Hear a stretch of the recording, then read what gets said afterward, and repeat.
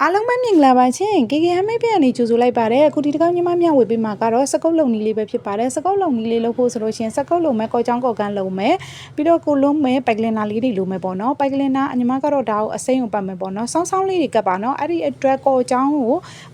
းနဲ့အရင်ဆုံးစကုတ်မှာကော်လေးတွေနည်းနည်းကပ်လိုက်ပြီးရင်ခောက်လိုက်ပါခောက်ပြီးလို့ရှင်စောင်းစောင်းလေးကပ်ပါနော်ဗီဒီယိုထဲမှာတော့ညီမဒဲဖြစ်သွားတယ်ဒဲဆိုတော့ငါပိုက်ကလင်နာ9ချောင်းတောင်ကုန်သွားပြီပေါ့နော်ညီမပြီးတော့မှပတ်ကြည့်လိုက်တော့စောင်းစောင်းလေးတွေဆိုလို့ရှိရင်အဲ့ကြောင့်ညီမတစ်ခါလေးပြောပြရပေါ့နော်ဗီဒီယိုထဲမှာစောင်းစောင်းလေးတွေလိန်စောင်းစောင်းလေးတွေပတ်သွားပေါ့နော်အဲ့ဆိုရင်ပိုက်ကလင်နာ2ချောင်း3ချောင်းပဲကုန်မယ်ပေါ့နော်အဲ့ကြောင့်မို့စောင်းစောင်းလေးကပ်ဖို့အကြံပေးပါတယ်ပေါ့နော်ဒီကဲလို့အခုညီမပြထားလို့ညီမလုပ်တယ်လို့ပိုက်ကလင်နာကုန်သွားတဲ့နေရာလေးတွေမှာကော်လေးပြန်တုံနော်ဒီမျိုးဆိုလို့ရှိရင်သူကပြန်ပြီးကျွတ်ထွက်သွားမှာဆိုလို့ပါပြီးရင်ခောက်လိုက်ပါခောက်ပြီးတော့ကော်ကပ်ပြီးတော့ပြန်ကပ်လိုက်ပါညီမကပ်တယ်လို့ဒဲကပ်မယ်ဆိုလို့ရှိရင်ပိုက်ကလင်နာ9ချောင်းလောက်ကုန်တယ်ပေါ့နော်အဲ့ကြောင့်စောင်းစောင်းလေးတွေကပ်ပါ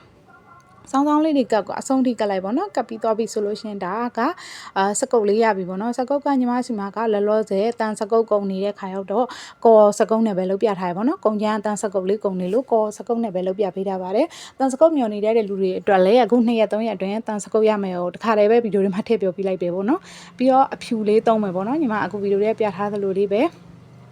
ဲလိုက်ခောက်ကြည့်ပါဒီဟာလေးကိုပန်းပွင့်ပုံစံလေးခောက်တာပေါ့နော်ပန်းပွင့်လေးဒါကတော့လွယ်မြန်ညီမကအဓိက beginner လေးတွေကြီးပဲပြီးအခုတလောဗီဒီယိုတွေကတင်ပေးရဆိုတော့လွယ်လေးဗီဒီယိုလေးတွေကိုပဲအရင်ဆုံးတင်ပေးလိုက်မယ်ပေါ့နော်ဒါလေးကပန်းလေးခောက်နေတာပါပန်းလေးကိုဒါကတော့မတိုင်းဘူးပေါ့နော်အလောတော်လေးပဲပထမတစ်ခုခောက်ပြီးတော့9ပွင့်ချက်5ချက်ရအောင်ခောက်မယ်ပေါ့နော်ဒီမှာ4ခုပွင့်ချက်5ချက်ရအောင်ခောက်ပါမယ်ပြီးရင်လိန်လိုက်မယ်ပေါ့နော်ဒါကလွယ်ပါတယ်ကိုလက်အမှန်လေးနဲ့ပဲတေးသေးလေးပဲတကယ်လို့တိုင်းကျင်နေဆိုရင်တော့လက်တစ်စစ်စာလောက်ပေါ့နော်အဲ့လိုမျိုးလေးတိုင်းမယ်ဆိုရင်လည်းတိုင်းလို့ရပါတယ်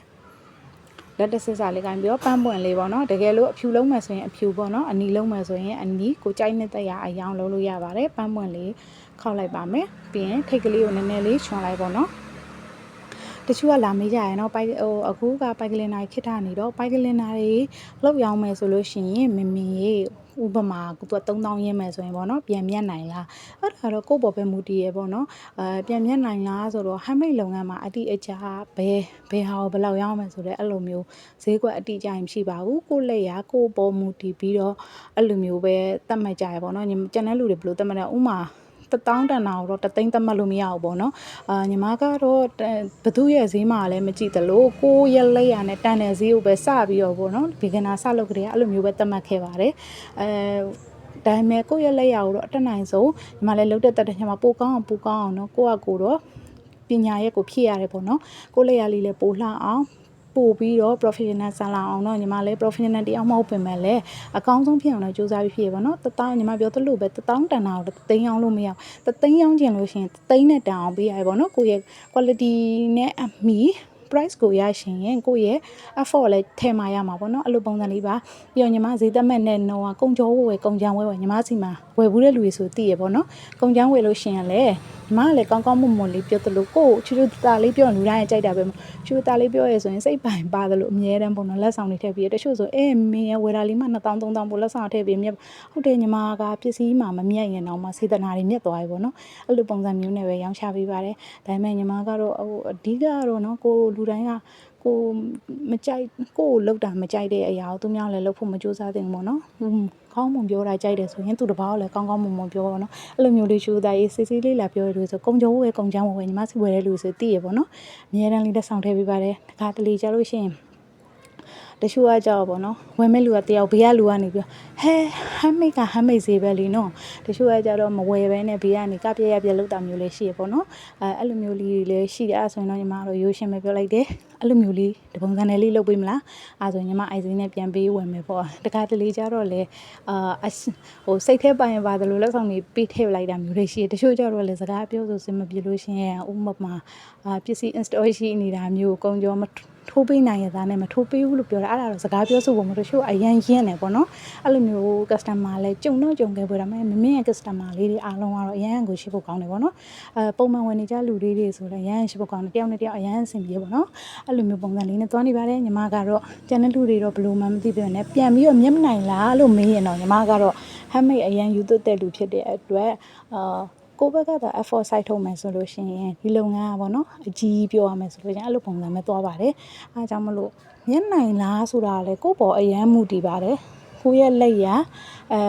သတ်မှတ်ထားရဲ့စိမ်းတော့ကိုယ့်ရဲ့လက်ရနဲ့ကိုင်နေလူတွေကကိုပေးလိုက်တာနဲ့တန်းနေဆိုလူတွေကလေကျန်းနေတက်တာဆိုတော့နောက်တစ်ခေါက်လည်းပြန်လာမှာပဲအဲ့လိုသဘောမျိုးနဲ့ပဲသွားမေးဘိုင်းဒီဘိုင်းမျက်နိုင်လားဆိုရမေးဖို့ပြောရမယ်ဆိုရင်တော့ဘာရူးမှမရှိဘူးလို့ပဲပြောဖို့ဒီမှာတော့အဲ့လိုပဲတွေးမိရပေါ့နော်အားကြောင့်မလို့handmade ဆိုတာကကိုယ့်ရဲ့လက်ကထွက်တာဘယ်သူမှလည်းတပုံစံနဲ့ကိုလောက်တာကိုတယောက်ကိုယ့်ရဲ့လေယာကိုတယောက်ထဲမှာပဲရှိရအဲ့လိုပုံစံမျိုးနဲ့ပဲသွားပါတယ်ညီမလည်းပြောတာကြီးခံစားချက်တွေများသွားဒီမှာလောက်တာတွေလည်းဗီဒီယိုတွေကိုလည်းကြည့်လုပ်လိုက်ပါတော့ဗီဒီယိုကညီမမမြန်ထားတဲ့အတွက်လုံးလို့တော့အဆင်ပြေမှထင်ပါတယ်အခုဆိုတိရွက်ကလေးပေါ့နော်တိရွက်တောင်ဖြစ်သွားရဲ့အလဲဆန်လေးအပွင့်အလဲဆန်လေးဝစ်ဆန်လေးထည့်ပေးဖို့လုပ်နေရပါတော့ညီမမမြန်ထားတဲ့အတွက်ဗီဒီယိုထဲမှာပြထားသလိုလေးပဲတဆင်ချင်းလိုက်လုပ်မယ်ဆိုရင်အဆင်ပြေမှထင်ပါတယ်နောက်ထပ်ခောက်ပြချင်တာမျိုးလေးရှိရင်လည်းလာပြီးခောက်ပြခိုင်းလို့ရပါတယ်ညီမကဘေဂနာလေးတွေအဆင်ပြေအောင်ဆိုရင်ပိုက်ကလင်နာကိုဖဲရှိပေါ့နော်ဘယ်ဟာဖြစ်ဖြစ်2399 3399ပေါ့နော်လာပြောပြီးဆက်ခိုင်းမယ်ဆိုရင်ဆက်ပေးပါတယ်ဒါပေမဲ့ပေါ့နော်အခုတလောတွေ fake account တွေလည်းလာတယ်ပေါ့နော်အဲ့လိုမျိုးနောက်ချက်တဲ့လူတွေလည်းရှိတယ်ပေါ့နော်တချို့ကြတော့လေကိုမတက်နိုင်ပဲနဲ့ဘလူလည်းမသိဘူးပေါ့နော်တပတ်သူစီးပွားရေးလုပ်နေအောင်နောက်ချက်တဲ့လူမျိုးတွေရှိတယ်ဘလောက်ဖို့တော့ယူမဲဆိုဆက်ခိုင်းပြပြီးတော့အဲ့လိုမျိုးတွေလည်းရှိရပေါ့နော်ထားပါတော့အဲ့ဒါတော့တကယ်လို့တချိန်ချင်းကြာရင်ညီမလည်းတခုခုဆိုချပြအောင်မယ်ပေါ့နော်ဒါပေမဲ့ညီမပွဲတွေမကြိုက်တဲ့သူပွဲတွေကိုရှောင်နေပေါ့နော်အဲ့ဒါကြောင့်မလို့ဒီဟာလေးကြည့်ပြီးတော့beginnerလေးလည်းလိုက်လို့အဆင်ပြေမယ်ထင်ပါတယ်ရှင်ညီမလည်းစကားတွေဟိုရောက်တရောက်ဖြစ်ကုန်ပြီပေါ့နော်အခုကတော့ဗီဒီယိုရိုက်ဖြတ်ရဆိုဗီဒီယိုနဲ့ပတ်သက်တာပဲဒီကပြောပါတော့မယ်တဆင်ချင်းပန်းပွင့်နဲ့3ပွင့်ကတ်လိုက်ပေါ့နော်ဒါတော်တော်လေးကိုလွယ်တဲ့ပုံစံမျိုးလုပ်ပြထားတယ်ဒါပေမဲ့လေးရှိဖို့တော့ကောင်းတယ်ပေါ့နော်ကလေးတွေ့မယ်ဆိုရင်ရအောင်လက်ပတ်တည်တက်တဲ့စကုတ်လေးတစ်ခုအဖြစ်ဖန်တီးပြီးတော့ပါပြီပိုက်ကလင်နာလည်းအများကြီးမကုန်ဘူးเนาะအဲ့ဒါကြောင့်မလို့လိုက်လို့ကြည့်ပေါ့ညီမကတော့အကြံပေးပါတယ်ခောက်ပြစီစဉ်ရှိရင်လည်းပြောခဲ့ပေးလို့ရပါတယ်နောက်ထပ်ဗီဒီယိုဒီမှာလည်းညီမအကောင်းဆုံးကြိုးစားအောင်မပြန်လဲတွေးဆောင်ကြပါမယ်အားလုံးကိုကျေးဇူးအများကြီးတင်ပါတယ်ရှင်